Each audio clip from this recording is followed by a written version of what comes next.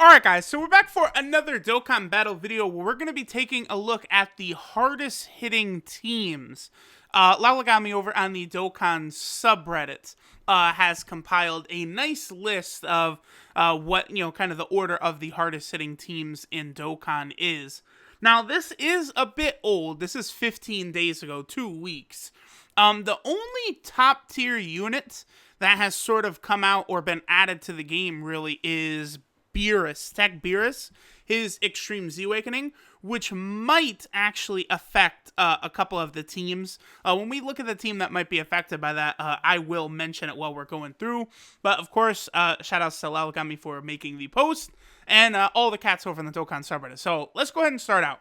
Now again, remember that this is specifically talking about the damage each team can put out, right? So, things like defense, healing, tanking, all of those, even really consistency are thrown out the window, and it's just pure raw damage. So, let's take a look at it. So, the bottom team we got here, I don't think there's actually a number. I guess I could have went through and counted the amount of teams, but the bottom team we got here is the Android team. I guess that does sort of make sense to me because, they've only got one summonable LR on the team, LR Cell. And then, of course, TUR LR Cell is on that rotation with LR Cell right there. So, and then you got the 217s, you got Tech EZA Cell, and the 221s. Yeah, all very good healing units. Like the Cell and the 21s heal, but maybe they're not dealing the most damage, right? Like, particularly SCR-21 does not hit as hard as, some other Dokkan Fest units do, because, she's not an LR or a Dokkan Fest, she's just a normal banner unit, right? So it makes sense to me that the Androids team is this far down. Moving on, we have Super Physical.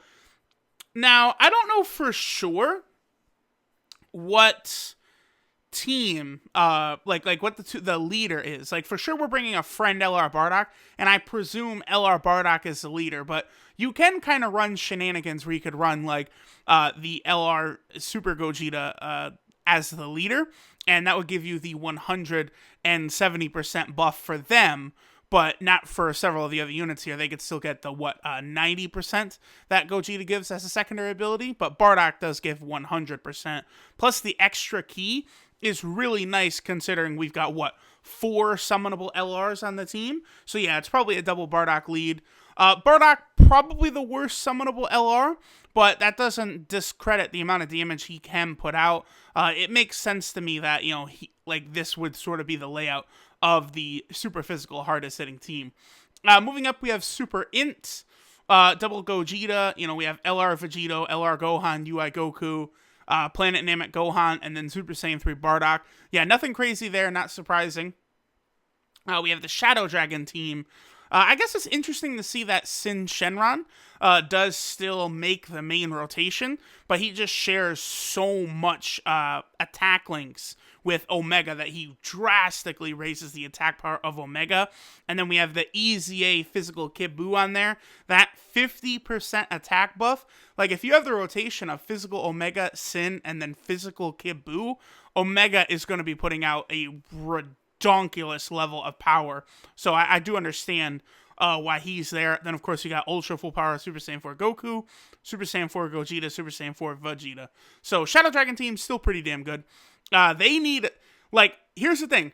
How strong is the Shadow Dragon team going to be once some of these guys start getting LRs, right? It's gonna be pretty interesting. So moving on, we have the Hybrid Saiyan team.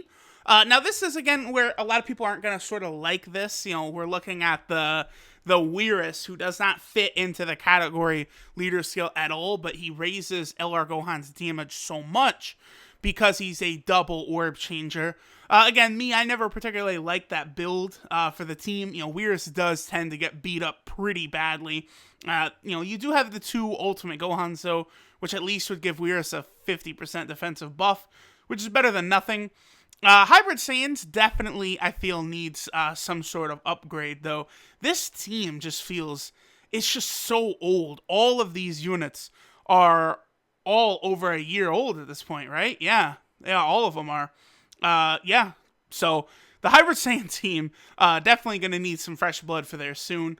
We have the villain squad over here. So, yeah, it does make sense to me that Rose is the leader here because that 3 key he gives is just going to be so impactful for some of the LRs. And then it's just filled with support units. So the 2 Roses, LR Goku Black and LR Broly, just absolutely put out a ridiculous amount of damage, huh? So Turles, Kid Buu, and the Int Metal Cooler. I guess that makes sense to me. All pretty good support type units. Alright, so next we have the Transforming team, the Super Buu team, and we also have the Buu Saga team.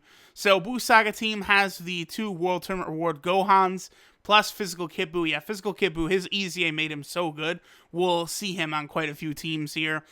Super Saiyan 3 Gotenks and LR Vegito. Yeah, I figured that it would sort of kind of become a bit of a fusion team, and it will work a lot better having all 3 of these support type units there. So, makes sense. Again, I still would like to see another leader released for the Buu Saga. Maybe that is a Shocking Speed leader or an Over in a Flash leader. Maybe both, Over in a Flash and Shocking Speed. So you could sort of build some interesting teams there, right? Maybe get LR Majin Vegeta or Angel Tech Super Saiyan 3 Goku, things like that. Because right now, you know, just the way Physical Vegito works, this is pretty much really the only team build you could do that is going to take advantage of what Vegito has to offer. Now, for the Enhanced Transformation team, so this Frieza is the hardest hitting unit on the team, right? Let's rewind a little bit.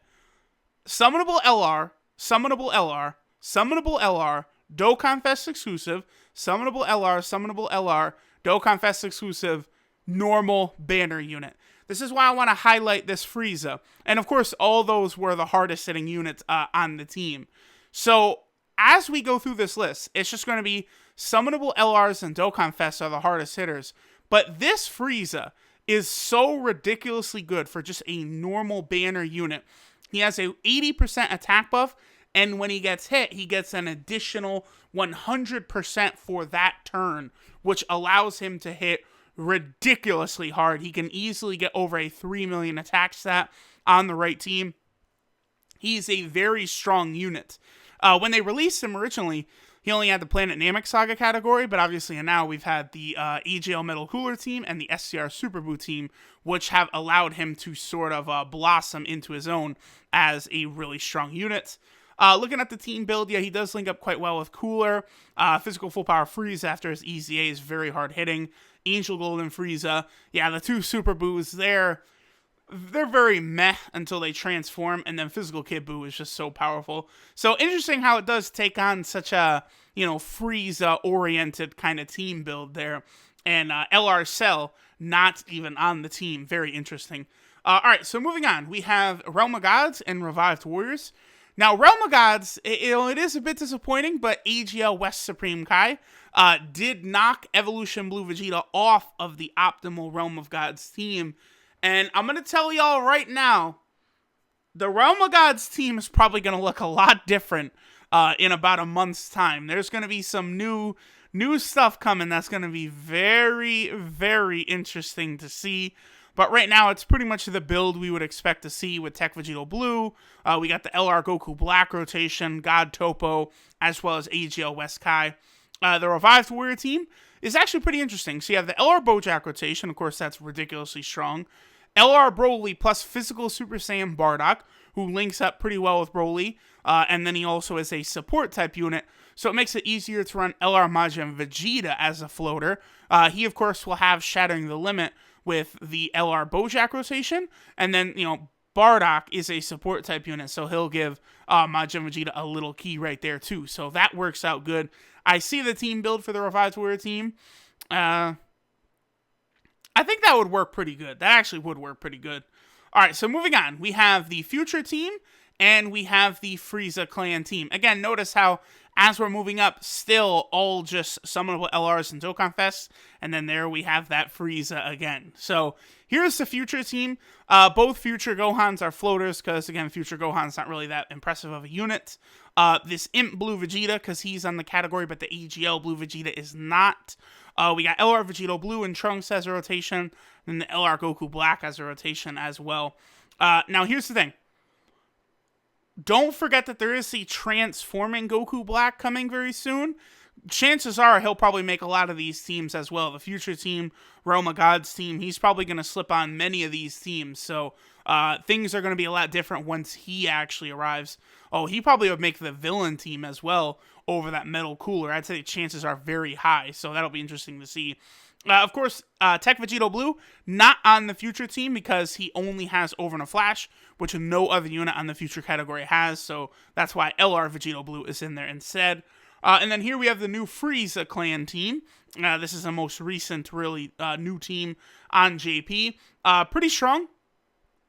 Interesting that EGL Metal Cooler, one of them is actually going to be a floater because he does need to be attacked to get his maximum attack buff. But I sort of see the point here because you're going to want to put SCR Frieza in the first slot. That's where the majority of the attacks do tend to go. So because of that, that second metal cooler is not going to be able to build up as much attacking power.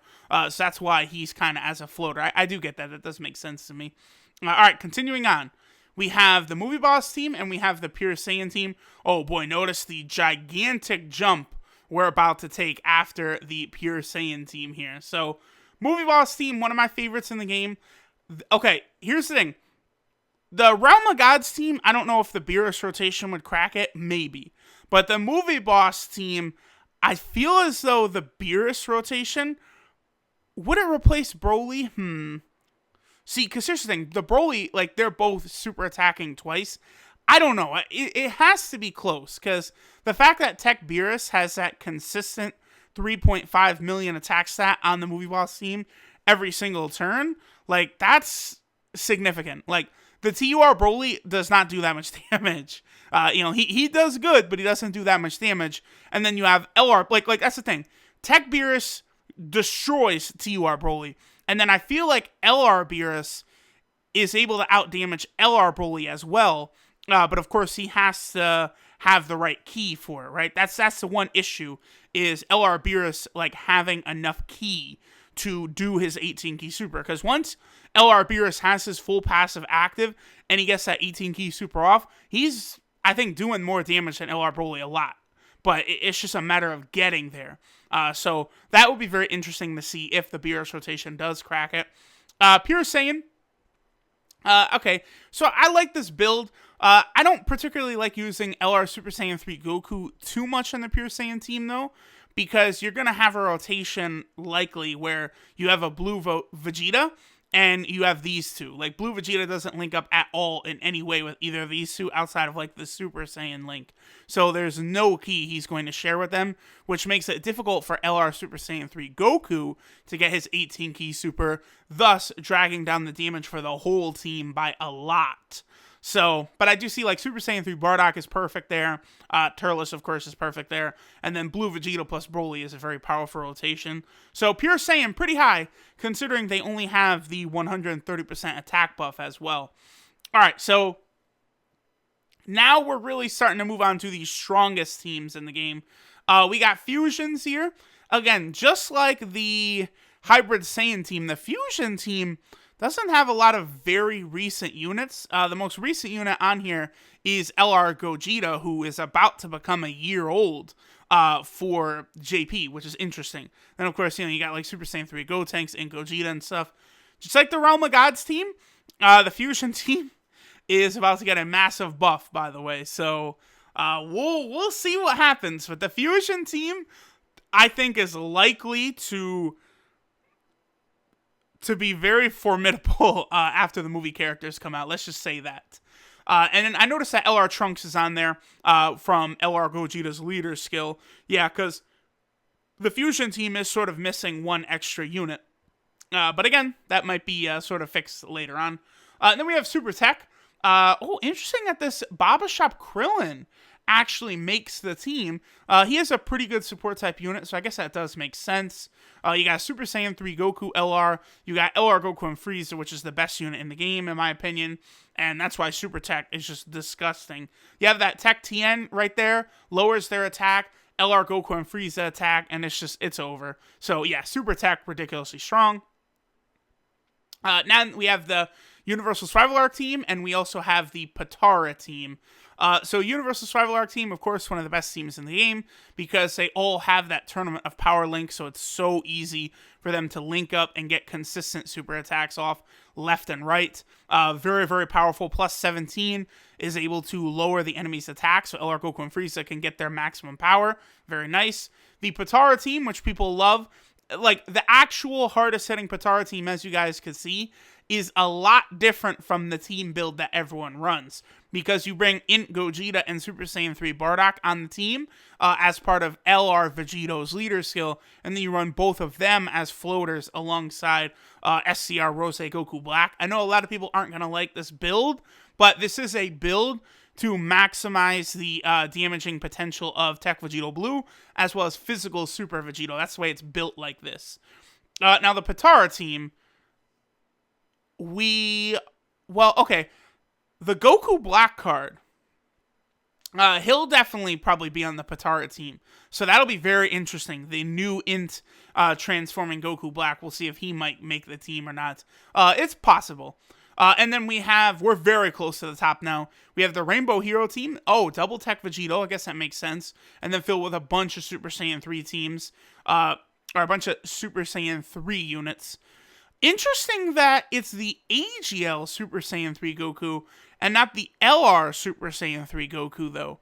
Even though they're all Super Saiyan 3 units as floaters, LR Super Saiyan 3 Goku does not make the team. That's a little odd to me. I would like to hear the reasoning behind that, because I feel like you would be able to sustain LR Super Saiyan 3 Goku. I'm a dummy. It's because you're running double Tech Vegito Blue. You have to have an AGL unit in there. Okay. For a second, I was like, but now, okay, I got it. That makes sense. Yeah, wow, that's impressive to me that the Heroes team can get that high. It just goes to show how strong LR Goku and Frieza is, right?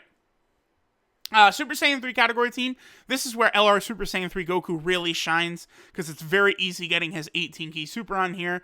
Bringing the Armor Super Saiyan Goku from the World Tournament is another way to ensure that LR Goku gets that 18-key super consistently. The team does take a lot of damage, but again, this is only really factoring in how much damage these teams do. And then look at this. You go from 9.7, 9.9 to 11.3. So that's a huge jump. And then 15 million. Look at this. Of the top, let's see, 4, 5, 6, 7, 8. Of the top 8 teams, LR Goku and Frieza are the hardest hitting in 5 of them. Like, when I was telling people they're the best unit in the game, I feel like this is proof of that right here. They are insane. And look at this. The full power team. People will tell you that the full power team is not that good, by the way, which is not correct. LR Goku and Frieza link up perfectly here and really open this team up a lot. Because look at this. You have the LR rotation of Broly and Gohan. They work very well together. Then you have the Super Saiyan 4 Gokus, who both have Prepare for Battle and Shocking Speed, allowing them to link up with all of the main rotation units outside of the Tech TM, but you put them in the first slot anyway. Then Ultra Full Power Super Saiyan 4 Goku, he gives tech units, super tech units, a 90% buff. So that's why you can run this Tien, bringing LR Goku and Frieza to the max potential and dramatically raising the maximum attack power for this team. And then you got Evolution Blue Vegeta there as well, who works very good because he has a power link along with LR Goku and Frieza. And then he's got Prepare for Battle with LR Broly and LR Gohan. So that team is nuts. And then the Universe 7 team, you gotta love it, right? So you have 3 units there. Turles, Kid Buu, and God Topo, who are not on the leader skill in any way. They don't benefit at all from the leader skill. But their support buffs make LR Goku and Frieza hit so hard that they're on there anyway. I would be very curious to see. I've never seen what LR Goku and Frieza's attack stat is on a rotation with Tien and Kid Buu. That has got to be just absolutely disgustingly ludicrous. Like that, how high would their attack stat get at that point? That might be worthy of a video. Now, in terms of how viable this team is, for Dokkan events, I feel like you'd be fine. Maybe some events, like the cooler event, would give you a lot of trouble because, all of those coolers, you couldn't take them down in one turn, right? But, like, normal events, you would breeze right through it because LR, Goku, and Frieza would be one-shotting everything, virtually everything. So, again, the Metal Cooler event, they would not be able to one-shot. But, like, take it back. The Super Boo event, well, you can't beat him. That you're stuck in that event for a very long time. Going backwards even one more, though, then we get to the Transforming Goku and Frieza events. I think LR Goku and Frieza would one-shot them like every single phase all the way through on this team. Android 17, they would completely one-shot him all the way through as well. Like, a lot of these boss fights, Future Gohan, they'd one-shot every single phase. In order for these bosses to be able to, like, survive at all, it has to be a fight where there's multiple opponents, or like it's some gimmick where you can't really take them down that quick. So this team build is like something you can pull off without really having these 3 units get hit that much because they're all floaters. But, for something like Super Battle Road or Dokkan Battlefield, it's probably not going to cut it. But for Dokkan events, yeah, this certainly is the hardest hitting team. And it's not even close at all. as you guys can see, there's the full power team does not even come close to matching it. That's the power of having 2 of these Goku and Frieza units. And, like, it's going to be very curious to see. Well, I guess, this team build probably would not change very much, even if, like, an LR Ultra Instinct Goku was added or something like that. Unless it's a unit that's going to hit harder than LR Goku and Frieza, because otherwise you're still probably just better off giving them massive support type buffs to them. So, we'll see how long it takes for this team to be dethroned, but they have a substantial lead in damage over virtually every other team in the game, doubling up the attack potential of, like, Super Int, the Android team, pretty much the Shadow Dragon team as well. Very impressive by LR Goku and Frieza, but hey, this is why I was calling them the best unit in the game. So much was this right here. So, thanks guys for watching. We'll wrap it up here, with, again, the declaration that they are the best unit in the game. Shoutouts, of course, to Lalagami, and I will catch y'all in the next one.